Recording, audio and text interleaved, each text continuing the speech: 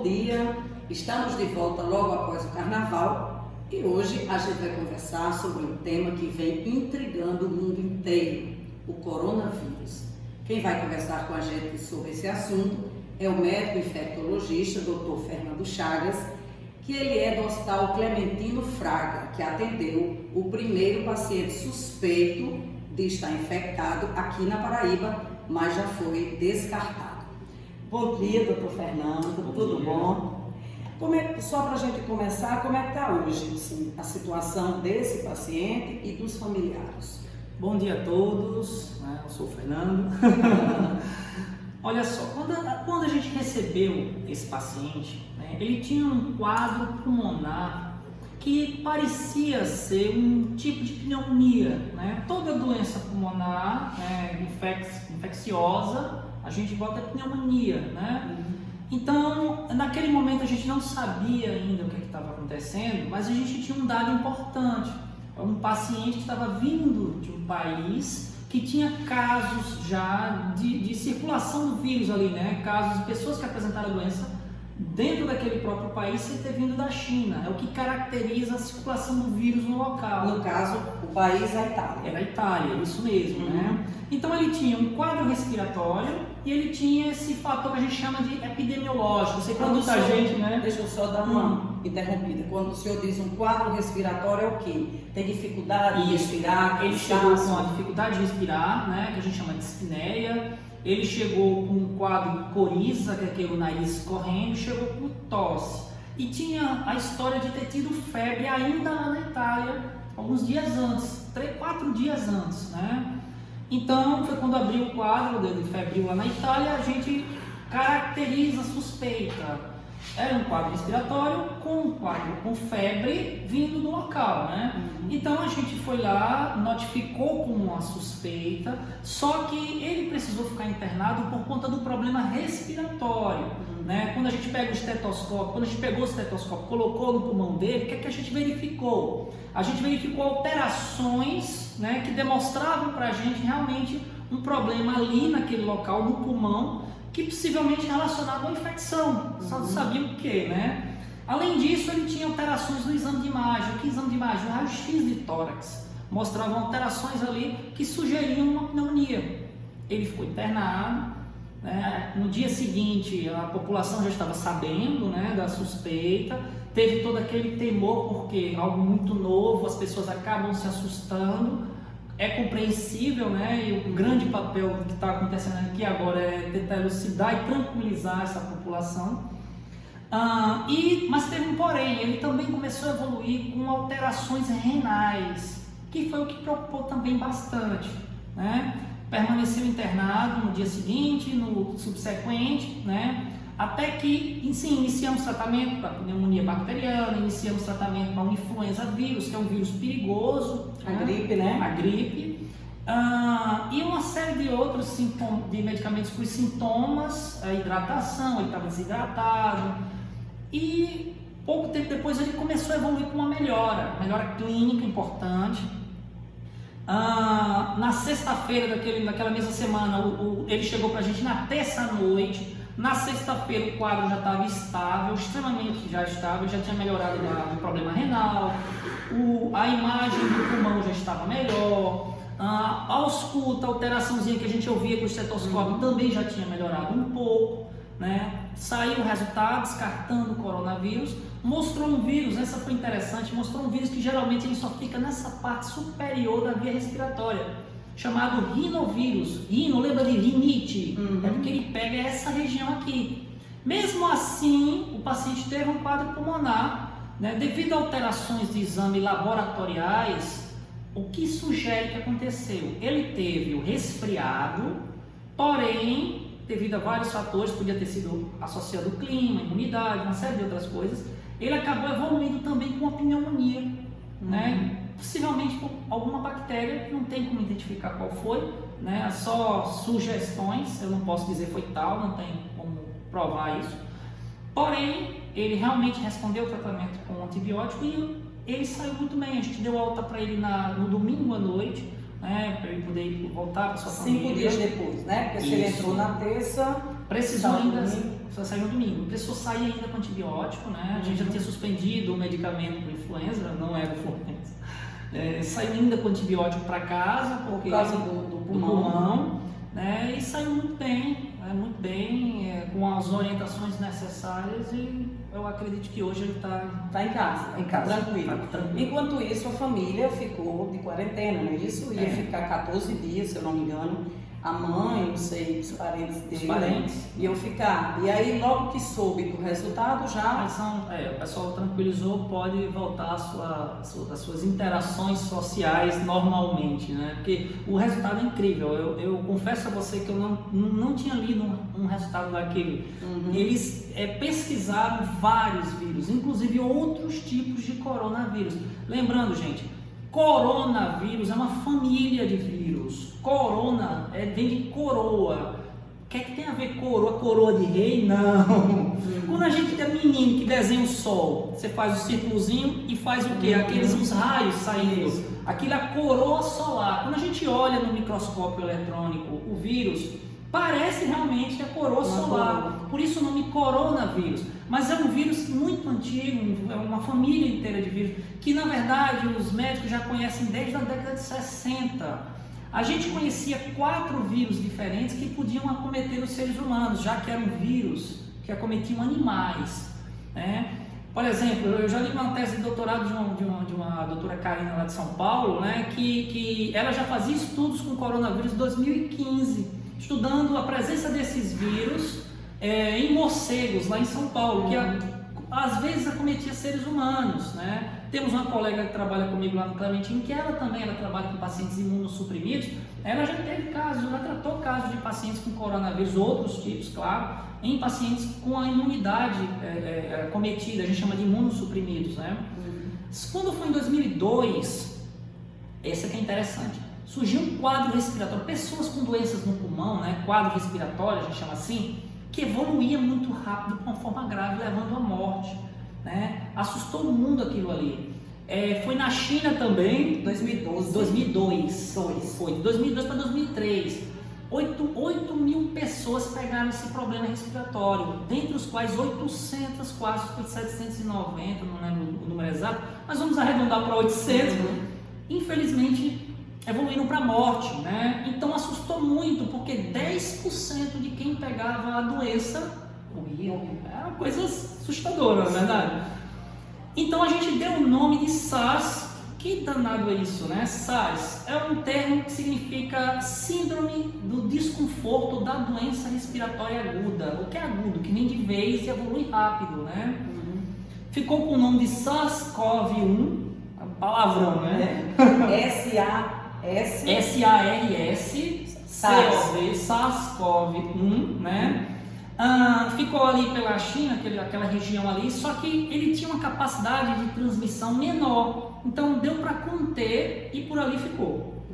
Então naquele momento tínhamos 4, com ele 5. Quando foi em 2012 para 2013, sempre entre um ano e outro, impressionante, né? Ali pelo Mediterrâneo, mais especificamente na Arábia Saudita, surgiu uma mais complicada ainda. Ela dava quadros gastrointestinais e respiratórios e evoluía muito mais. Só para você ter uma ideia, era uma mortalidade entre 35% e 37%, né? Muito alto. Então esse assustou muito mais. Por sorte também tinha uma capacidade de transmissão menor, né? Acredita-se que esse veio do camelo, o da China, o anterior, acredita-se que foi do morcego. Então, quando surgiram os primeiros casos de doenças respiratórias lá na China, agora no finalzinho de 2019, em dezembro de 2019, que as pessoas relacionaram a um local que tinha animais, né, que era aquele mercado, morcego inclusive, que tinha morcego, uma série de... na verdade a gente não sabe qual o animal específico, mas pode ter sido também, né? Assustou bastante as pessoas no sentido de, meu Deus, será que é novamente aquelas 2 de 2002 e 2012? Né? Porque elas eram com a letalidade muito alta, né? Então, assustou muito. Quando isolaram o vírus, que a gente foi ver no microscópio, ele tinha lá os raiozinhos de sol, né? É um coronavírus, né? Só que ele pegava os pulmões mais, né? Então, parecia aquele 2012 com a mortalidade de 10%. Então, espantou realmente toda a comunidade de saúde científica no mundo todo. Claro, as coisas vão acontecendo, os estudos vão aparecendo, os casos vão evoluindo, a gente vai aprendendo, e a primeira coisa que a gente aprendeu é que tratava-se de um 7º tipo. Eram 4, 2002, 2012 e agora 2019. Por isso que estão dando nome novo, como é novo? Como ele pega o pulmão, ganhou o SARS novamente. Ele pode acometer daquela mesma forma, o desconforto respiratório agudo. COVID de corona, né, vírus 2. Porque teve o 1 de 2002, esse agora é o 2. Tá dando pra entender? É diferente, Mais né? ou menos. Ó, é muita informação. É muita informação. Não, mas dá para entender. O que a gente dá para entender é que já são 7, não é isso? São 7. 7 tipos de vírus. Só que esse agora, ele tem uma capacidade de transmissão maior do que os outros, porém a mortalidade, comparando ao 2002, 2012, é menor, bem menor, né? Ainda bem. Imagina ele se propagando rápido e matando, né? Não é o que acontece agora, né? Não é uma mortalidade que realmente assusta, concordo, claro, né? Vidas são de preços, não existe preço, não existe valor para a vida, né? Mas, pronto, vou dar um exemplo para você. Vamos trazer para o universo das outras doenças que a gente tem no país. Eu sempre gosto de comparar a dengue. A dengue, apesar de que é uma doença completamente diferente, né? Mas, por exemplo, a dengue ano passado acometeu 1,5 milhão de pessoas no Brasil, né? Matou 780, né? Muitos óbitos, claro, é um problema de saúde pública nacional. Que já vem há muito tempo e não, Isso. né? E tá aí ainda. Se a gente comparar essa mortalidade que nós temos hoje do Covid, aqui do coronavírus aqui no Brasil, se a gente levasse a mesma quantidade de pessoas com essa doença, considerando a porcentagem que nós temos atualmente, teriam morrido 30 mil pessoas. Olha só, de 780 para 30 mil. É uma diferença gritante. É muita gente, muita vida, né? Isso eu estou comparando a uma doença que precisa de um vetor para transmitir. A dengue, né, precisa do mosquito. Você imagina uma doença que não precisa, basta um toque. Então, essa doença sem controle, se ela entra sem controle, se não há uma preocupação da saúde pública, dos órgãos de vigilância no país, a capacidade de se espalhar seria muito maior. Nós teríamos muito mais do que 1,5 milhão. Então, trariam consequências impensáveis, né? Doutor Fernando, segundo as informações que eu vi agora há pouco, porque eu fico o tempo todo, né, mudando essas informações, no Brasil já são 2 casos confirmados em São Paulo, não é isso? E 488 suspeitos em todo o país. Qual a avaliação que o senhor faz desse número? É muito grande? Está dentro do previsto? Se é que tem como prever? Não, está dentro do previsto, sim, é o esperado. Por quê? Primeiro, porque agora a gente está na Itália, né? A quantidade de brasileiros que vem daquela região é muito grande. Segundo, gente, nós estamos no período de doenças respiratórias aqui no país. Então, se a gente for avaliar o universo de pessoas que estão vindo todos os dias da Europa e que vão ter doenças respiratórias, vai ser muito grande. Agora, desses 400 e tantos, a probabilidade de ter um realmente com vírus é pequena. Então, a gente espera mais uns 2, 3 casos, até um pouco mais. Mas se continuar da forma que está, a gente informando a população criando o hábito, porque isso aí tem que se tornar cultural. Né? Se tem algo positivo em tudo que está acontecendo, eu posso dizer que as pessoas agora estão aprendendo o que é uma etiqueta respiratória e a importância da lavagem das mãos. E que isso fique. Por quê? Porque vai se refletir nas nossas doenças respiratórias. Eu estava conversando com um colega hoje. Eu acredito, sendo honesto contigo, que teremos menos doenças respiratórias esse ano do que o ano anterior. Por quê? Se preocupado com o Covid, está todo mundo finalmente vendo a importância. Existe também uma história que o vírus não gosta de calor, né? Isso é interessante. Não, é o seguinte, isso também é uma confusão. Me perguntaram se ele se propaga menos por conta do calor. Não é que o calor faça com que o vírus se propague menos. Ele se desestrutura entre 52 e 57 graus Celsius. Pouco provável a gente receber isso na cabeça, né? Porém, a temperatura entre 30 e 40 graus, é sugerido, né, que a capacidade do vírus manter-se em ambientes seja menor. Por exemplo, se eu tivesse com o vírus na minha mão, ao tocar no copo, deixá-lo aqui, ele ficaria, isso é uma média, 9 dias aqui no copo. Então, se você pega o copo e coça os olhos ou bota a mão na boca, há um risco, uma probabilidade de você contrair o vírus. Nessa temperatura entre 30 e 40 graus, ele ficaria menos tempo. Não sei te mensurar quanto, porque eu acho que nem sequer o pessoal está sabendo, ainda chegou a uma conclusão. Mas diminui. Outra coisa, a nossa temperatura contribui a gente não se formar em grandes aglomerados. Isso. Né? Por que doença respiratória aumenta em período de chuva? O vírus não cai na chuva, gente, né? Não cai na água. Por quê? Porque aglomera mais pessoas. Então, se tem maiores aglomerados, a probabilidade de transmissão com toque é maior. Isso também tem menos, a probabilidade menor de acontecer em nossa região. Então, nessa nossa temperatura... Ninguém quer ficar muito... Né? Consequentemente, a probabilidade de transmissão realmente é menor. Doutor Fernando, o coronavírus é uma doença que vem também mudando até os comportamentos, né? Isso. Escolas fechando aí nesses países que tem mortes e tudo mais. E aqui na Paraíba uma coisa chamou muita atenção, que a igreja, ela soltou uma nota, assim, uma determinação, não sei se o termo é esse, para que mudasse alguns rituais, para que as pessoas não ficassem muito próximas. Isso realmente é necessário? Olha, eu entendi o seguinte, essa nota dizia o seguinte, naquele momento que saudai-vos uns aos outros, né? A gente aperta as mãos, abraça. Eu entendo que, pensando em todas as doenças respiratórias, realmente possa diminuir a transmissão das doenças como um todo.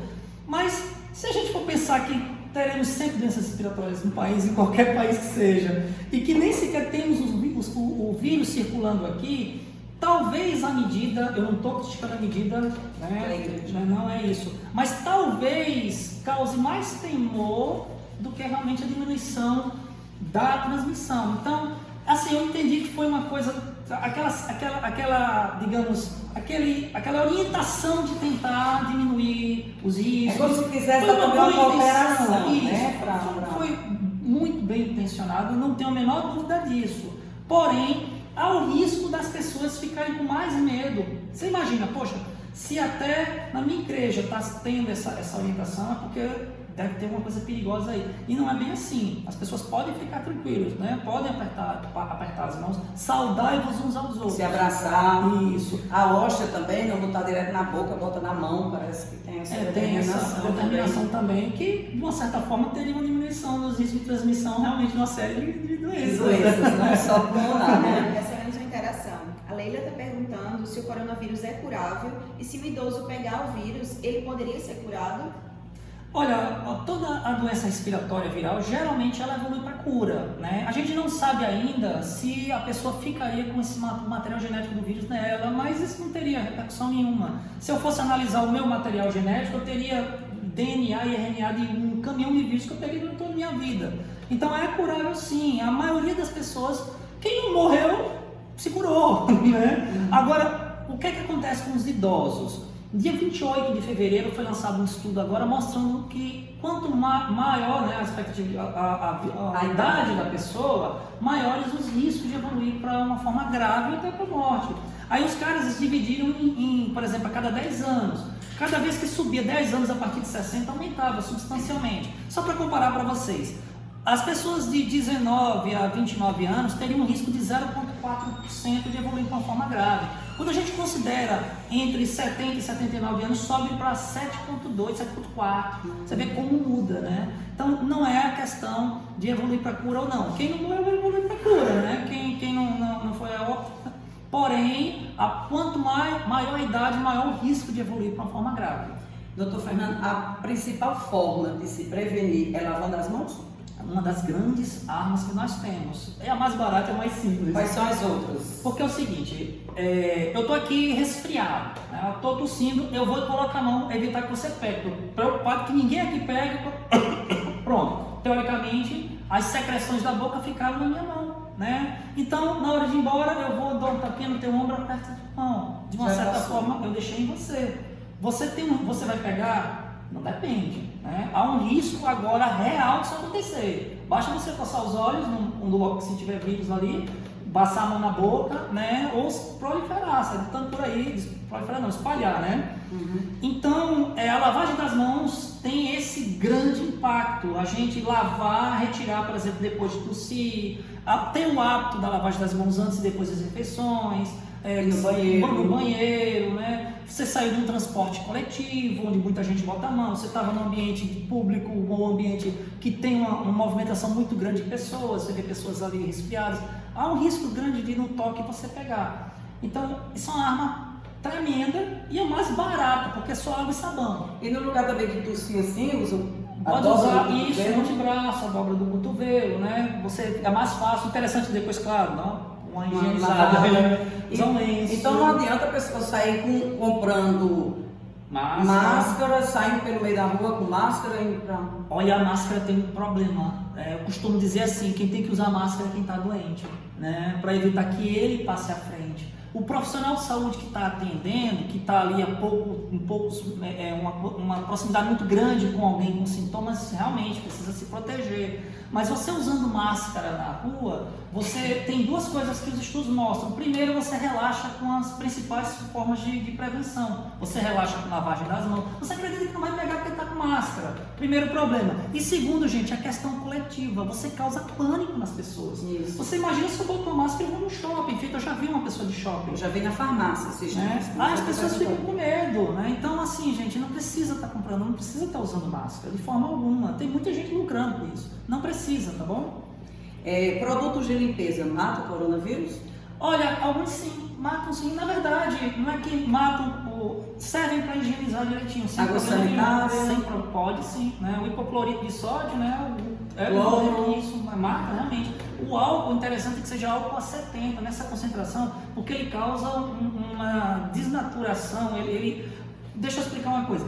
As pessoas me perguntam, vou botar álcool na minha mão. Aí bota álcool e enxuga com pano, com papel. Não, você tem que deixar secar. Porque ele vai desestruturar, desnaturar, não só o vírus, como ele desidratar. E se eu lavei as mãos, eu preciso ainda passar o álcool em gel? Não. Na verdade, o álcool em gel ou o álcool a 70, ele só precisaria ser utilizado, gente, se você não tem onde lavar as mãos, né? Você está no meio da rua do centro de João Pessoa, você desceu de busão, tá lá lotado, você botei a mão em todo canto, estou querendo higienizar, que daqui a pouco eu vou comer ali um sanduíche.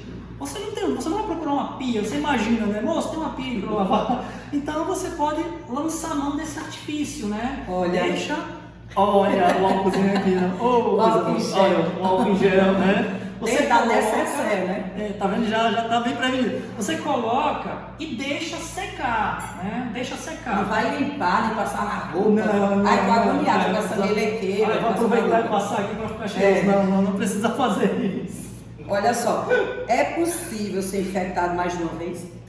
Eita, pergunta difícil. Olha só, em teoria, a maioria dessas doenças respiratórias você pega uma vez, né? Acontece que alguns vírus, eles têm uma capacidade de mutação tão grande que você pega até mais de uma vez. No caso do coronavírus, como a mutação dele, os estudos têm sugerido uma mutação por mês, pouquinho, né, comparado ao rinovírus, à influenza. A influenza muta tanto que todo ano tem que ter vacina nova.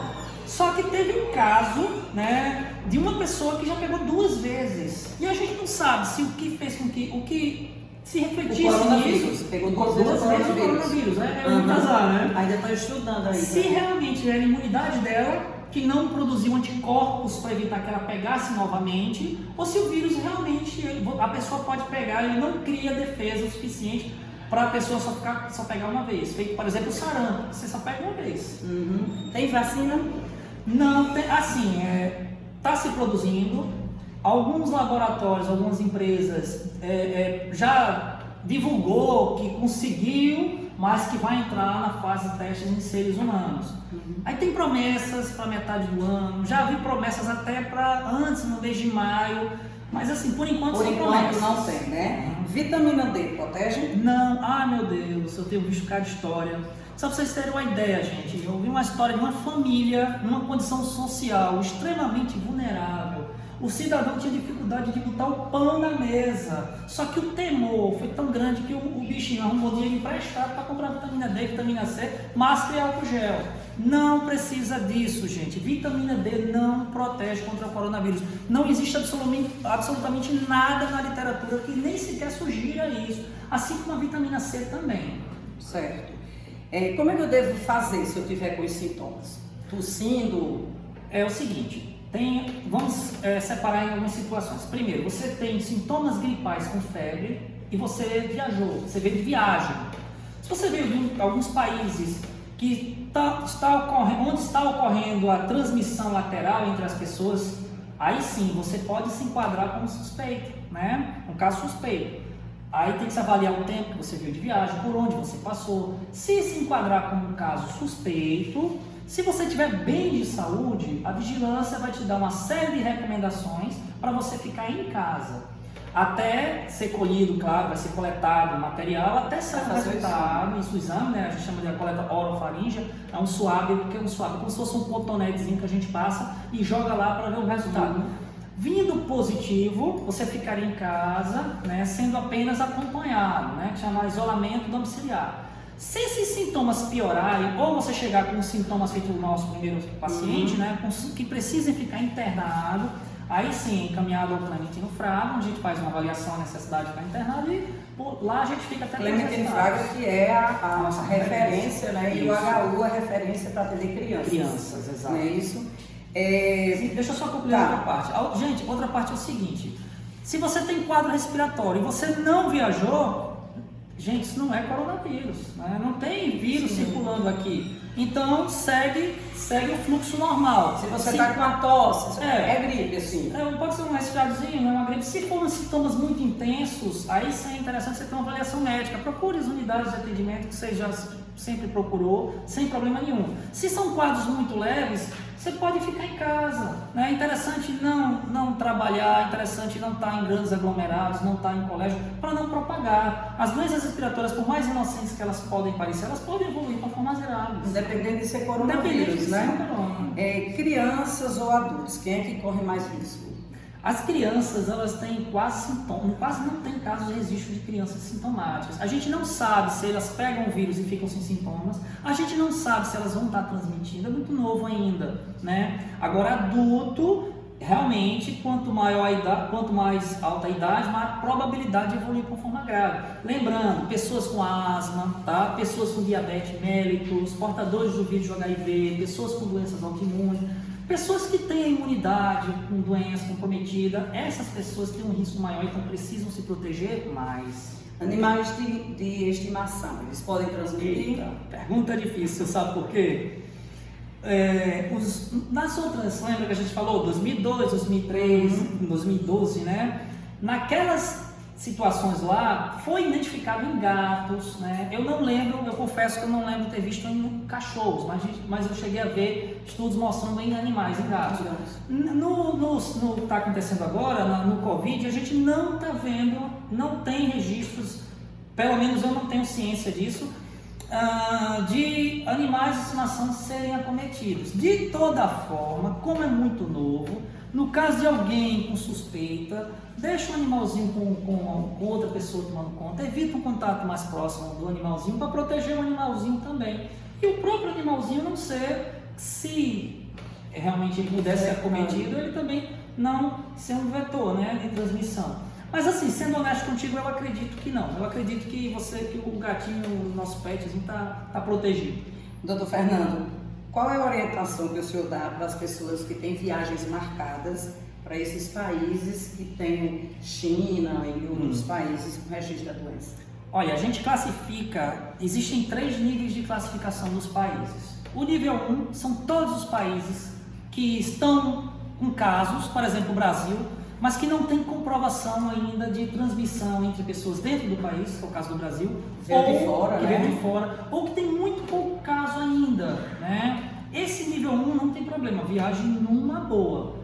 Só que nós temos o nível 2 e o nível 3, que já existem países nesses níveis. O nível 2 é aquele que a gente diz para a pessoa viajar com cautela, com cuidado. É interessante olhar os mapas, existem muitos na internet, onde tem as maiores, a maior quantidade de casos. No nível 2 nós temos ainda o Japão, nós temos a Itália e tem um terceiro país que, se eu não me engano, não lembro se é a França. Tem um terceiro país que eu não lembro agora qual é. Sim, o Irã, lembrei. Japão, Itália e Irã estão no nível 2. Nesses países, gente, cautela ao viajar para lá, tá? Muito cuidado ao viajar para lá. No caso do nível 3, nós temos apenas 2 países, que é a Coreia do Sul e a China. Esse a gente tem desaconselhado. Eu sei que é difícil, Desmarca a viagem. é interessante evitar mesmo. Claro, se for algo que não tem como evitar, vá com cuidado, né? Procure, redobre os cuidados em relação à higiene pessoal, higiene, toque, aglomerados de pessoas, evite. Estamos no meio da mulher, né? No mês da mulher. E aí, para a gente terminar, é uma pena, porque por mim a gente... é um assunto que tem muito o que falar, né? Grávidas, elas correm mais riscos? Olha, é outra coisa que a gente tem poucos dados. Por exemplo, acredita-se que a transmissão vertical, que é da grávida para o bebê, exista e seja pequeno, né? Seja um risco pequeno. Não se sabe a longo prazo o que pode acontecer com a criança. É um grande risco dos vírus novos. Vocês lembram da Zika, né, gente? É algo tão inocente e as consequências são devastadoras. A gente descobriu depois da microcefalia. Então a gente não sabe o que pode acontecer com as grávidas, com a criança ainda. Mas se a gente considerar o vírus que também causa problemas respiratórios como H1N1, o H1N1 ele tem um risco, a grávida tem um risco muito maior de evoluir com a forma grave. O que é que eu posso falar em relação a grávidas ao coronavírus? Toda mulher grávida, devido a fatores hormonais e tantos outros, ela tende a ter uma imunidade mais comprometida, mais baixa. Então há um risco, em teoria, realmente, dela evoluir para uma forma mais grave. Portanto, grávidas também precisam, assim como as pessoas com diabetes, os idosos, precisam de uma proteção muito maior. E aí daí a importância de estar fazendo pré-natal, né? Ah, com certeza. Tá sendo aí... Com certeza. Pode amamentar? Olha, também é algo muito novo. Tá uma resposta que realmente eu não sei de dizer. Acredito o seguinte, como o vírus ele circula no sangue, em teoria ele poderia passar na amamentação. Mas isso é algo muito novo, eu não posso confirmar. Mais alguma pergunta aí? Doutor Fernando, muito obrigada. Doutor Fernando Chagas é médico infectologista do Clementino Fraga e de outros hospitais também, né? Isso. Mas foi o doutor Fernando que atendeu o primeiro caso que chegou aqui, que foi suspeito e que, graças a Deus, já foi liberado, porque está tudo bem com ele. Doutor Fernando, só para a gente concluir, o senhor teria mais alguma coisa que a gente deixou de falar aqui? Na verdade, eu queria pontuar sobre a importância desses momentos que nós estamos tendo agora. Por quê? Porque é uma diferença, a grande diferença entre o que está acontecendo agora e a epidemia do H1N1 de 2009 é essa arma que nós temos, que é a mídia poder informar a população, não só na TV, não só na rádio, mas também nos meios sociais, nas mídias sociais, né? Instagram, Facebook e tantos outros. Isso aqui tem um papel muito grande. Por quê? Porque se existe algo de positivo no que está acontecendo agora, na questão da epidemia, é que finalmente as pessoas estão vendo a importância da etiqueta respiratória e da lavagem das mãos.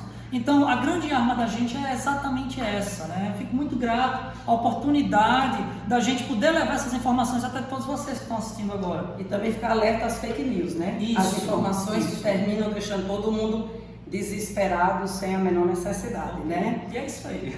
Obrigada. Até a próxima quarta, dia 11, a gente vai conversar aqui sobre a mulher, o mês da mulher. Aí a gente vai conversar toda quarta-feira. A gente abriu essa sessão hoje porque é um assunto extremamente importante que está aí em pauta. Então, tchau, gente.